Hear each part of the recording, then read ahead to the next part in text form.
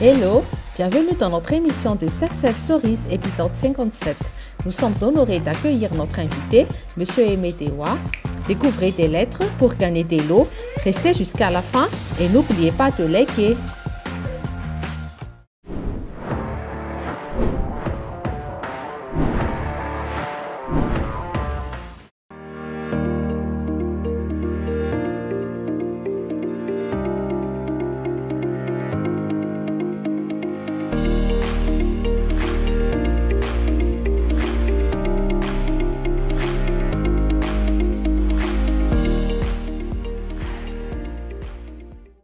Dewa Ramji,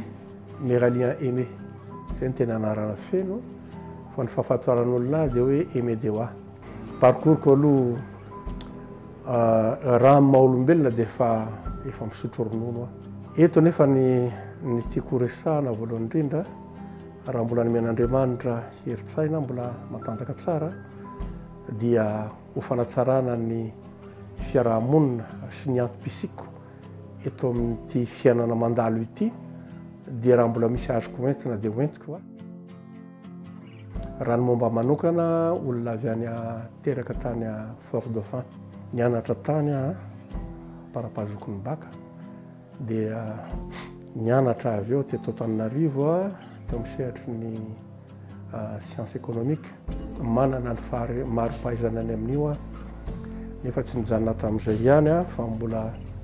nanao formation koa ny momba ny raha ny resaka académique manana takifa koa management de projet bâtiment et travaux publics zay ananana traikefa sy maro-pahaizana ihany koa eny tsy efa nieny moa misy ihany koa ny fianarana nataoko dia diplômé koa aho amina théologie zay nataoko par correspondance dia ankoatran'izay moa niofana momba ny leadership management teto toerana ary tany ivelany dia ny cursusको amin'izay moa efa hatramin'ny fahaina amby 20 taonako dia niasa tamin'ny organisme financé par la Banque mondiale tany présidence nisy natao Institut malgache d'innovation zay nananako traikefa koa amin'ny sehatra fitantanana afandrarahana sy ny arabola izany hoe responsable administratif et financier dia taty aoriana moa mitondra ny orinasa Institut malgache d'innovation directeur gérant tany Tomasina dia taoriana zay moa be dia be fa niasa momba ny tany amin'ny sehatry ny jono pêcherie de Nosy-Be avy eo niasa tao amin'ny directeur administratif koa tao amin'ny QMM tany Fort-Dauphin dia ankoatran'izay moa niasa tao amin'ny AGETIPA en tant que chef de projet dia niasa tao amin'ny banque koa aho directeur central tao amin'ny BOA tamin'ny fotoan'androny nandritra ny fotoana maromaro dia nisy koa projet araka le teneniko financé par la Banque mondiale efa responsable ataoko ny tana toerana décideur tao amin'ny projet pôle intégré de croissance PIC ary farany teo moa mialohan'ny nidirako tamin'ny hoe retraite amin'ny ara-panjakana dia tale mikasika momba ny ataoko directeur en formation en entreprise et partenariat tao misy ka manotenako izany hoe zay ny ambangovangany fa mbola misy asa be dia be satria zaho koa en même temps zany dia mitondra orinasa foana za zany tsy dia le anisan'le olona mipetraka amin'ny asa foana fa raha fa misy zavatra azoko atao tany fahatelopolo taona ampitany dia fa nanana unité de production nanao karazana confection blouson dia zavatra t-shirt sy ny toy zany zay iarahako miasa tamin'ny fianakaviana dia ankoatran'izay moa nanana entreprise de manao fourniture de bureau manao dia manamboatra trano koa zay miaraka amin'ny zanako raha teo dia natambatra daholo ny traikefanay nianaka dia mitondra orinasa zay ankehitriny orinasa efa nisy efa 20 taona mahery niarako tamin'ny zanako dia niara-mananka naty toeran'ity natao hoe Kairos Innovation na Kainova ao anatiny ao misy ny zava-drehetra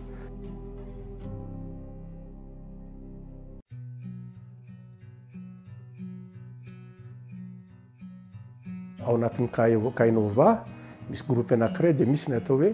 Aimé Dewa consulting na AD consulting zay misahana momba ny resaka formation consultance sy amin'ny resaka accompagnement d'entreprise resaka coaching ao daholo ny ao anatin'izay le AD consulting fa manana koa zay orinasa irahako amin'izanako dia resaka aspect immobilier manana ty toerana ty koa zany zay misy ny gestion immobilière io gestion immobilière dia manana karazana coworking space misy karazana bureau de BTB ato misy salle de formation azo iantsona zay olona afaka te hampanao formation tena ary fomba avokoa ny fitaovana ato hatramin'ny réfectoire sy ny restauration zany misy ato daholo indrindra fa fitaovana entina formation dia misy ny ato manomboka amina salle de formation pour 10 personnes pour 20 personnes pour 30 40 et même salle de conférence afaka mandray olona hatrany amin'ny dimampolo am'zato dia ny aspect immobilier moa manana trano vitsivitsy koa zay ampiasainy amin'ny asa fanohanana ny fivelomana sy ny amin'ny antso n'Andriamanitra zay sahanay zay zany ny amin'ity toerana ity dia latsa-danja dia manana cabinet d'architecture koa ny groupe zay fa misahana ny fanaovana plan rehetrarehetra momba n'izay filany tsena dia misy koa ny resaka aspect audiovisuel afaka misahana avokoa ny amin'ny hoe couverture zay ilana an'izy na image zany na resaka vidéo dia misy miaraka amin'ny fianakaviana satria zay mianakavy kely no ato amin'ny toerana ity zay ngamba ny ambangovangony dia zay no azoko lazaina aloha dia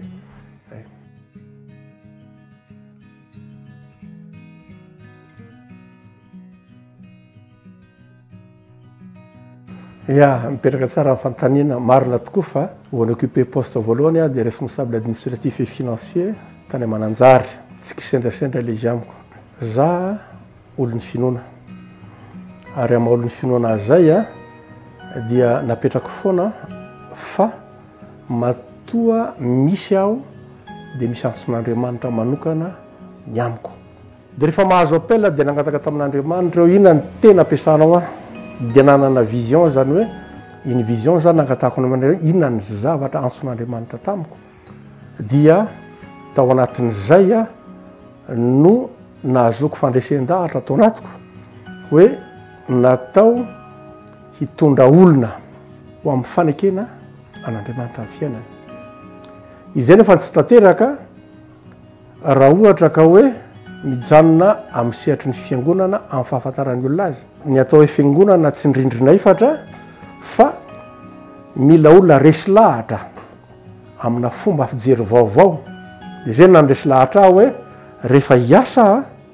hatramin'ny voalohany tsy hoe fiavina vonana fa mahatsapa ny appel koa ny antso dia ho tompona ndraikitra ary zay rehetra ataoko na ny fianarana ataoko tany an-tsekoly hatrany amin'ny université le niteneniko teo na poste universitaire dia ny rona tany amin'ilay vision napetraka tamiko hoe io ny fiangonana zay nametrahan'Andriamanitra an'ilay ataoko hoe antso fa hoentina fiangonana feno azy dia mila olona tompona andraikitra hitondra an'izany fiangonana zany ho any amin'ilay dingana zay apetrак'Andriamanitra aminy ary tompona andraikitra io mila manana toerandraikitra tazominy amin'ny fiarahamonina ka tanteraka an'izay dia nanangana orinasa be dehibe ao nyteneniko teo zay mianakavy kely ny zanakay zany ny adino koa dia manambady ary manambady tokana tiako foana milaza an'izay ary vehivavy ny vadiko ary tsy miala amin'izay ny akoatran'izay tsy sitrapon'Andriamanitra dia izay mianakavy io zany zay mananjanaka enina ny dimy nefa miasa ny anankiray ny mbola mianatra ary izy ireo dia resy lahatra any amin'izany koa dia arakaraky ny zay antson'Andriamanitra sy ny talenta omen'Andriamanitra amin'izay mba ho amin'ny fanatanterahany vision zay napetrak'Andriamanitra aminy dia miara-miasa akaiky zahay ary tsy gaga ary nitondran'Andriamanitra amin'izay fotoan'izay zany dia araky nytenenina teo moa raha tsy responsable dia directeur ny andro mpianako ny akamarony dia directeur foana dia sady tale général koa amin'ity toeran'ity ampanetretena tenenan'lizy dia zay reo ny miaraka amrona amin'ilay vision avokoa hanatanterana an'lizy zay ny fipetrakany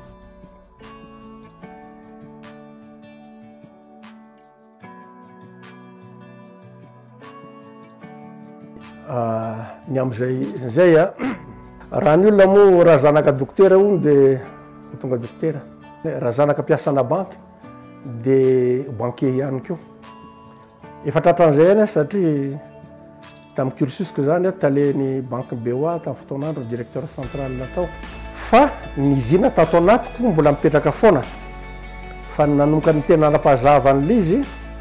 rehefa tena nitokana mihitsiny mivavaka dia tsy ny fiarahamonina zay nisy ahy no mamaritra any visionko raha tsy zay manko dia mamela itenen'izy hoe frustré ihany a fa natao hoe vision dia ny mamantatra hoe inona ny antom-pisiko eto tany inona ny antson'Andriamanitra ny amiko tsy voatery hoe dokotera ny dadako dia dokotera ny ahy tsy dia resy lahatra loatra ny amin'ny cursus hoe teraka aho a dia mianatra amin'ny primaire dia lasa manana bac dia mianatra amin'ny université dia vita zay dia miasa dia aveo retraite dia maty dia mandalo fotsiny fa ny olona mahafantatra ny antom-pisiny ma raison d'être ny antson'Andriamanitra ny amiko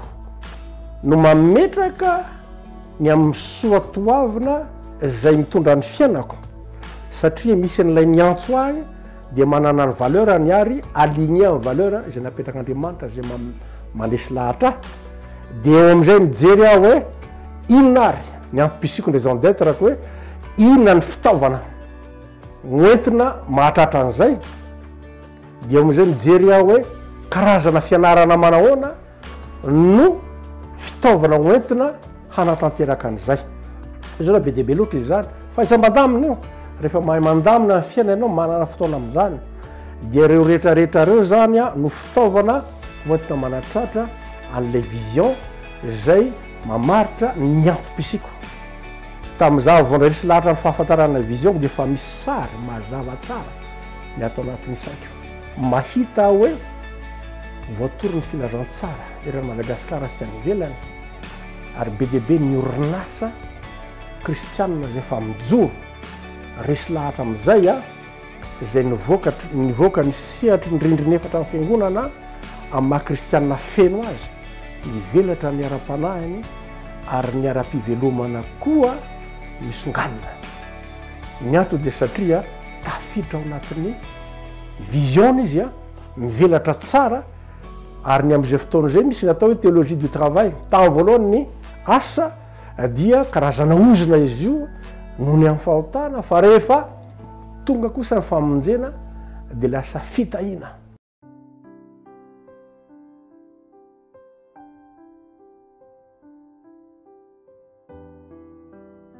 ny ahafantarana raison d'être misy ny manao développement personnel aloha zay ny anarako dia ny zavatra tsapako a efa petrak'Andriamanitra ato anatiko ato misy fandraisan-dahatra lalina ato anaty ny fahafantarana an'lizy angambany a dia raha olombavaka ianao olona tsara fifandraisana amin'Andriamanitra tsy no nanaran'olona fa misy raha anankiray zay fantaniany ny raha niasa tamiko izy io mieritrereta ihany ianao izy fa ny antson'Andriamanitra ao marina fa anisany hainao ity fitantanana ara-pandrarana sy ara-bola ity fa ny amin'ny resaka formation io a anisany antson'Andriamanitra ny aminao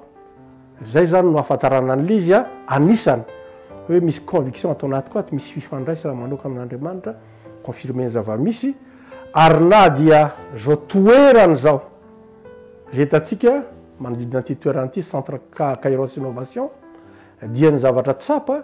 misy efitra maromaro fampiofanana ato a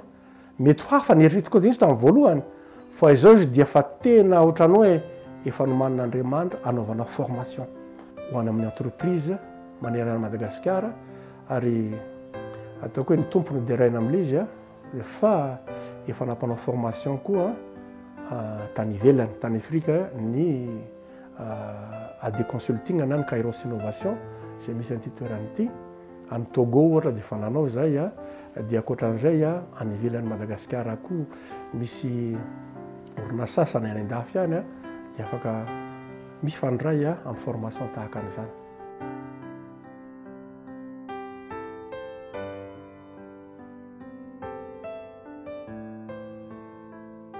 raha resaka difficulté tena be dia be ny am'seampiarina eto Madagasikara sarotra be le izy. Za teteny l'aventure de la foi. Nataoko hoe sarotra satria iny tsefatsefaneny tsy tahaka ny olona mandray vola isam-bolana fa rehefa misy ny tsena dia misy ny vola, rehefa tsisy ny tsena dia tena sarotra. Tao anatin'izay moa nisy fotoana na dia ataoko hoe nanomboana ny orinasa ity, nisy tao anatin'ny confinement ny tena fa tsy miasa amin'ny orinasa intsony. Eo ny ilaina ny tolotsaina amin'ilay ny antso dia ny mahavariana ao anatin'izay dia misy bitsika ao anaty hoe miresa amin'ny ranony ianao ohatra ny mahavariana fa tonga ho azy le marché.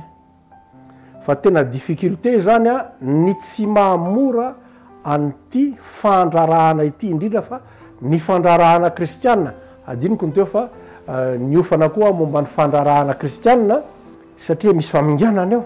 misy tsy fisina eo, misy incertitude du marché. Ary ianao nefany misy olona zay velomina amin'ny orinasa ary nyvady manjanaka ko eo tsy azo apetraka amin'izao fotsiny fa tena misy fotoana tena tsisy nininina mihitsy. Ary zay no ilaina hoe raha olona tena resy lahatra amin'ny zavatra taony dia azafady teny amin'ny teny frantsay se focaliser amin'ny appel, zany hoe miatrika mandrakariva ny amin'ny antson'Andriamanitra anao dia amin'izay fotoana izay misy vaolana mandrakariva. Ny fahaizana mandamina, fahaizana mandanjalanja, fahaizana mifandray aman'olona satria tao anatin'ny difficulté na problème anatrehako ny ankamaroany dia avy aty amiko ny tsy fahaizako mitantana rabola, ny tsy fahaizako mifandray aman'olona, ny toetrako izay mety mampandositra ny olona mihitsiny, ny tsy fananako faharetana eo amin'ny fiandrasana an'ilay ataoko hoe occasion amen'Andriamanitra. Reny rehetrarehetra ireny dia tsy mora. Ao anatin'izay dia fampianarana ho azy zany ny amin'ny hoe fahaizana manetry tena amin'izay rehetra tao. Tsy mora satria misy ny fingapingana eny. Mba hiteny koa raha hoe tsy avy amiko na avy amin'ny orinasako fa ny climat des affaires à Madagascar mihitsy ny tena sarotra. Raha tsy hiteny fa tsy ny hoe ny resaka fiscalité, ny incitation fiscale à Madagascar ataoko hoe sarotra indrindra, anisan'ny sarotra eran-tany.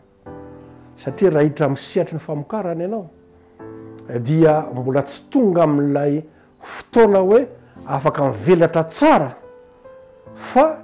ny politique fiscale à Madagascar mbola tsy mametraka ny hoe ifavorizena anome lanjany ny orinasa madinika voasandratra. Za tsy miteny hoe ratsy fa mbola tsy favorable, mbola azo tsaraina ny système fiscal à Madagascar. Eo indrindra na sarotra satria ny marché eto Madagascar koa sakona dia hoe débat. Raha hijerina amin'ny resaka formation fotsiny dia be dia be, mbola be dia be ny marché. Mbola be dia be zany hoe raha olona manao étude marketing eto Madagascar mbola be dia be ny sehatra izay mbola azo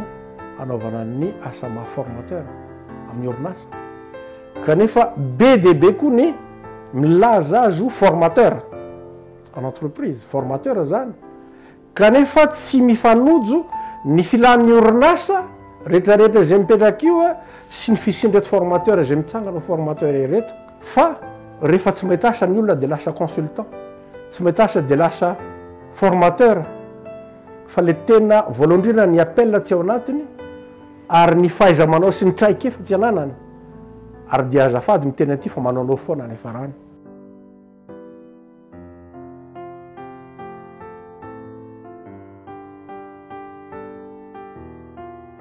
Eto dia sarika ny saitsika ahoana moa no ahazoana an'ilay compétence zany eo amin'ny sehatra ny fampianarana na fampiofanana. Zany hoe amiko ny diplôma na ny mari-pahaizana tsy ahazoana mamaritra avy hatrany ny amin'ny tokony hamokaranao na ny fahaizanao mampita ny fahaizanao aman'olona. Fa izaho ohatra fantatro fa ny fianarana izay nataoko dia base fotsiny iny fa tsy maintsy nikaroka. Ny fikarohana eto amintsika amin'izao fotoana izao dia efa mandroso dia mandroso ny internet dia manao fikaroana na recherche amin'ny alalan'ny karazana tolotra rehetra zay omena amin'ny alalan'ny internet ohatra tsy hoe zay lazainy internet dia marina fa nomena Andriamanitra saina koa ny olona azonao mamantatra hoe aiza ho aiza zay ny atao esprit de discernement ny fanojo amin'ny zavatra ilaiko sy mety azoko ampiasaina amin'ny zavatra atao zay ny voalohany dia mianatra koa na ny tena koa raha lazaiko teo approche andragozika rehefa mampiofana satria misy partage eo misy fifanakalozanao a dia re olona zay fa manana traikefa miasa ataony dia misy zavatra zarainy aminy koa ary dia resy zay mila fanetretena io tsy hoe mpampiofana dia zany tompony fahaizana tapony indrindra tsy maintsy mianatra foana ary monkariko amin'ny androm-pianako ro miza niveau za dia ola mamaky boky betsaka mihitsiny dia manao recyclage ihany koa ary miezaka mampiatra any eny tsy hoe ny teoria no metranay manolona mampifandray fa tsy mandanjalanja mampifandray an'ilay teoria sy ny zavatra traikefa nananako tamin'ny cursus zay nisy ahy sy amin'ilay traikefa azoko amin'ilay fampifanana ataon'ny olona dia afaka manome tolotra avy eo zay mirépondre amin'ny besoin zany hoe mifanaraka amin'ny filany orinasa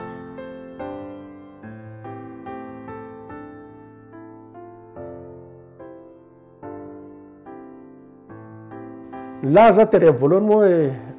ny fiangonana tsy voafatotry ny rindrina efatra ny tena kristianina dia ny olona afaka mampivelatra ny mahakristianina azy miatrika ny antso amin'ny fitondrana ny olona ho amin'ny fanjakan'Andriamanitra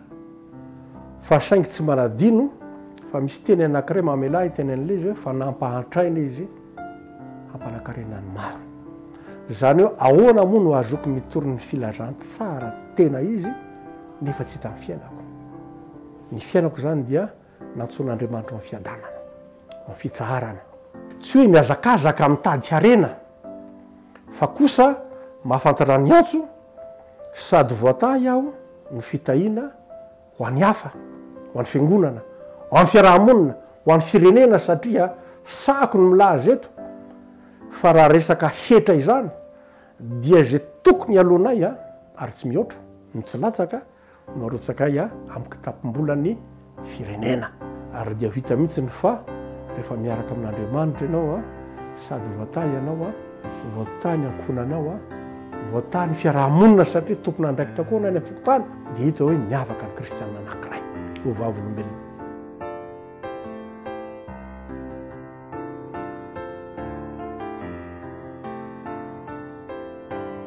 ny olona hanangana orinasa tsy hoe manao cache-pointe ny olona rehetrarehetra dia tany tafita ny fiainana nanangana village avy eo hanao n'ity koa satria reto no mety dia hitantsika rehefa fivarotana ary malagasy makany amin'ny any ambotra manjaka eny efa 1 kilometre ny olona manao ary malagasy daholo kanefa ifonako aminareo mety ho tafotoina tsy hoe mila fa tsy tafotoina fa be deaibe ny olona tsy nahazo antso amin'ny ary malagasy fa nahita hoe tafita ny olona anankirehetra amin'iny dia manao n'iny daholo ny olona rehetrarehetra dia tsy misy mivoatra fa eo nametrahana foana hoe raha anangana orinasa anao dia mila mamantatra hoe inona ny raison d'être anao ary ny faharoa anananao ve le talenta io ao anatinao le fitiavana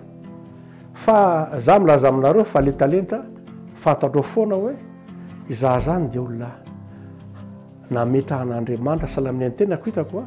le mampiofana zany satria mety fifaliana amin'ilay izy no tsapa kokoa fa rehefa mitondra fampiofanany amin'ny orinasa tena tehiainy foana ny olona ny zavatra voalohany zany dia facteur clé de succès dia ny fahaizanao mamantatra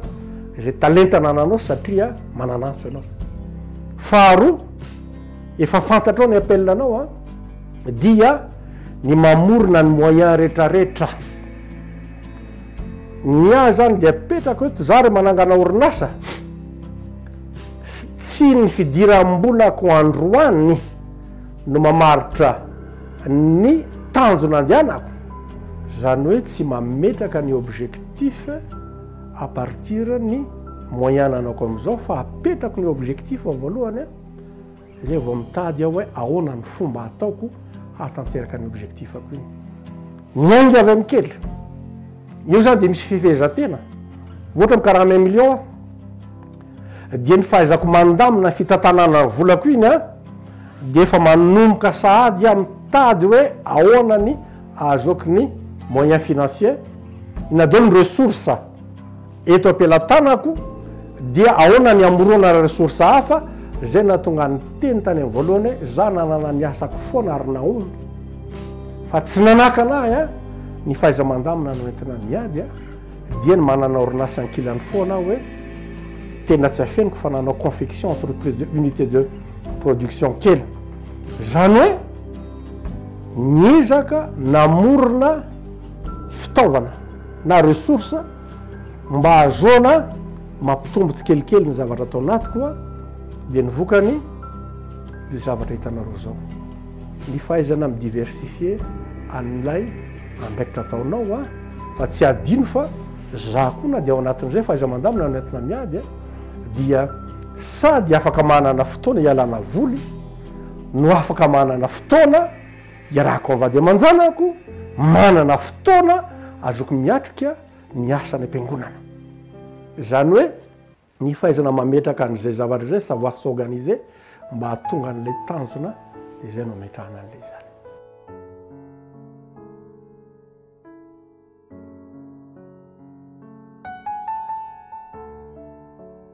Iakoatran'izay moa tiako tenenina raha nangano orinasa mila fahamatorana, mila patience, mila persévérance, maturité, patience et persévérance avec la foi. Tsy ny hoe ny fahitanao ny olona zay tafita iny no ianaranao hoe mandeha ho azy fa ao anatin'izay misy ady etrehanao mila tena tsisy azo raisina mihitsiny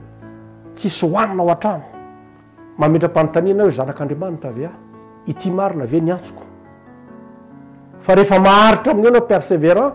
dia ny patience miandry an'Andriamanitra anao fotoan'androny dia mila maturité anao ao anatin'ny finoana zay zavatra zay no tonga anao fa nity ny zavatra zava-dehibe indrindra dia mitodika amintsika tanora indrindra fa ianao kristianina mahaiza mamantatra ny sitrapon'Andriamanitra amin'izay vady andefimandrinao fa sahako miteny fa raha tsy hovadiko ny vadiko amin'izao tsy nahatateraka an'ity antson'Andriamanitra ity zahay tena mahafantatra koa fa amin'ny fotoana zay mampitotona kely dia Andriamanitra miasa amin'ny alalan'io vady io amin'ny tolotsaina zay hoentiny tena izay marina le izy nisy fotoana tena tsy nananasa mihitsiny ny orinasa tsy nandeha dia nisy tamin'ny gazety hoe tolotrasa anankiray dia hoe io ny asa ho anao dia nataoko le zavatra dia nandeha fa nintsana ny olona telo zay sisa nintsana le olona efa ny recrutena le olona fa miprésentena tamin'ny fiarahamonina nahavariana dia amin'ny fotoana tsy ampoizina ny antso anany tany amin'ny présidence hoe mbola vonina avenao amin'io asa io fa gnatsy efa azon'olona tsy olona io ny tompony toeran'io fa ianao no nekena no ianao no fidina hanao no io asa io fa raha mbola vonina ianao amin'ny 7 arivo izy miteny amin'io tonga avy aty amborako raha pitsao valo inona ny antony satria nisy tolotsaina tamin'ny vadiko resy lahatra izy hoe io no mety anao rehefa misy ny olana misy tolotsaina avy amin'ny vady io zay mitovy fandresen-dahatra hanika afaka mifanohana zahay.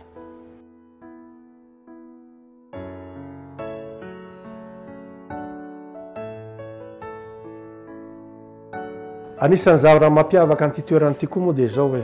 azoko lazaina fa nahazo maimpoana ihany ka te zara maimpoana tiako tenenina nisy fotoana niofana tany ivelany momba ny resaka leadership ary nisy olona resy lahatra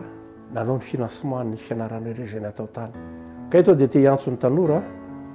raha te hanangana orinasa ianao raha te ho ampina ianao ka tsy hitanao zay tokony atao amin'ny fanomboana sy ny fitantanana dia afaka mifanatona afaka manome torohevitra afaka manampy amin'ny fizarana ny traikefa ary afaka miakompagnie koa raha ilaina fa vonina izay zany indrindra fa raha mahatsapa antso anao ava kristianina anao dia vonona zay mivady anareo amin'ity toerana ity satria tahaka ny karakarana andreo zanaka ireo manana ny orinasany avokoa dia mahazanaka anareo koa dia hanampy anareo izay. Zay ny aliko ny tiako amarana anazy raha izay no azo zay. Corban œuvre dans tout ce qui est conseil RH, formation, coaching, mentoring des startups et externalisation de paix. Nous pouvons aussi vous aider dans l'élaboration de business models et de business plan. Si vous avez des projets de vidéo marketing, nous pouvons également vous offrir nos services.